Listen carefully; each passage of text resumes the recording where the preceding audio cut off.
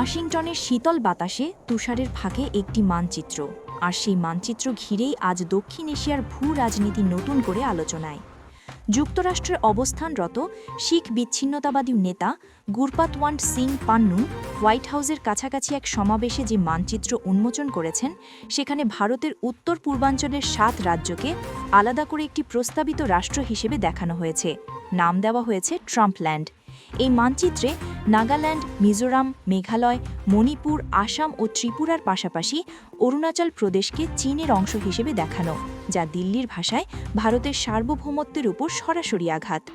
ভারতের পররাষ্ট্র মন্ত্রণালয় তাৎক্ষণিক প্রতিক্রিয়ায় এই উদ্যোগকে উস্কানিমূলক ও ভিত্তিহীন বললেও নীরবতার আরেক প্রান্তে প্রশ্ন বাড়ছে, এটি কি কেবল কাগজের মানচিত্র নাকি বৃহত্তর কূটনৈতিক বার্তার ইঙ্গিত? গুরপাতওয়ান্ট সিং পান্নুনের বক্তব্যে মূল সুর ধর্মীয় নিপীড়নের অভিযোগ। তিনি দাবি করেন, উত্তর পূর্ব ভারতের খ্রিস্টান অধ্যুষিত রাজ্যগুলোতে ধর্মীয় স্বাধীনতা সংকুচিত হচ্ছে। বড়দিনে গির্জায় হামলা, যাজকদের হয়রানি এবং ধর্মান্তর বিরোধী অভিযানের কথা তুলে ধরে তিনি যুক্তরাষ্ট্রের নীতি নির্ধারকদের দৃষ্টি আকর্ষণ করতে চান।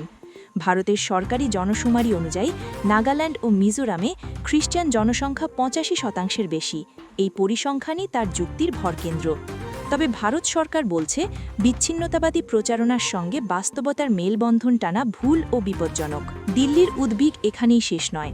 ভারতীয় কিছু গণমাধ্যম, বিশেষ করে হিন্দুস্তান টাইমস বাংলাদেশের নাম টেনে অভিযোগ তুলেছে যে উত্তর পূর্বাঞ্চলে অস্থিরতা তৈরিতে ঢাকার ভেতর থেকে সমর্থন মিলতে পারে।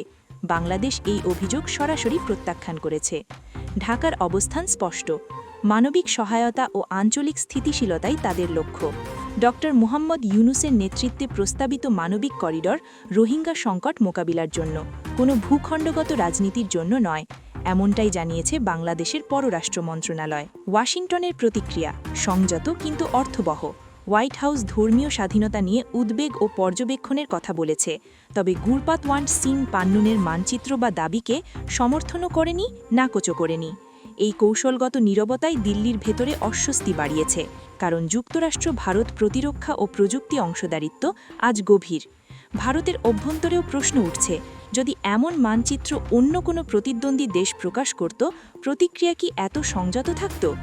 বিশ্লেষকদের মতে, উত্তর পূর্বাঞ্চলে বিচ্ছিন্নতাবাদ অতীতে দমিয়ে রাখা হলেও ধর্মীয় পরিচয়কে রাজনীতির কেন্দ্রে এনে নতুন উত্তেজনা তৈরি করা হলে তা সামরিক বা প্রশাসনিক ব্যবস্থায় সহজে প্রশমিত নাও হতে পারে। দিল্লির সাউথ ব্লকের করিডরে তাই আজ একটাই প্রশ্ন প্রতিধ্বনিত হয়, ধর্ম যদি মানচিত্র আঁকে, তবে দক্ষিণ এশিয়ায় কোন সীমানায় বা স্থায়ী?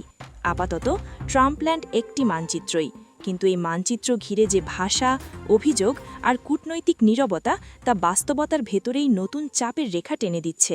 আমরা পরিস্থিতির প্রতিটি আপডেট নজরে রাখছি।